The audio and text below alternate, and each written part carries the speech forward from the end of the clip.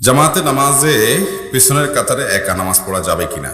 জামাতে নামাজ হচ্ছে, পেছনের কাতারে আপনি একা দাঁড়াতে পারবেন কিনা মাসলাটা আমরা সবাই একটু শিখে রাখি, জেনে রাখি। আজকে আপনি জামাতে সামনের কাতারে দাঁড়ানোর জায়গা নাই, পুরো কাতার ফিল আপ হয়ে গেছে, একা এখন আসছেন ওযু করে শেষে।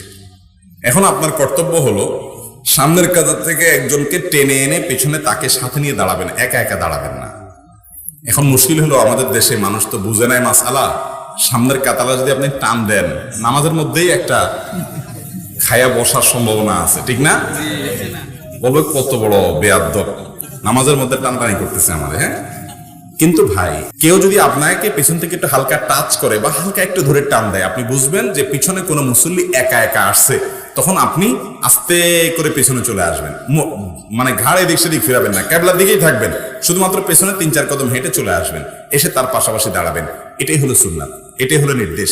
একা একা দাঁড়ানো, একটা কাতারে একা একা দাঁড়ানো করে নিষেধ আছে বিভিন্ন হাদিসে। কথা কি বুঝাতে পারছি? তো এই জন্য একা একা দাঁড়াবেন। আর যদি মনে হয় যে আরেকজন ওযু করে আসতেছে, দেখতেছেন আসতেছে, তাহলে ঠিক আছে, আপনি দাঁড়ালেন, সে এসে আপনার সাথে যোগ দিল।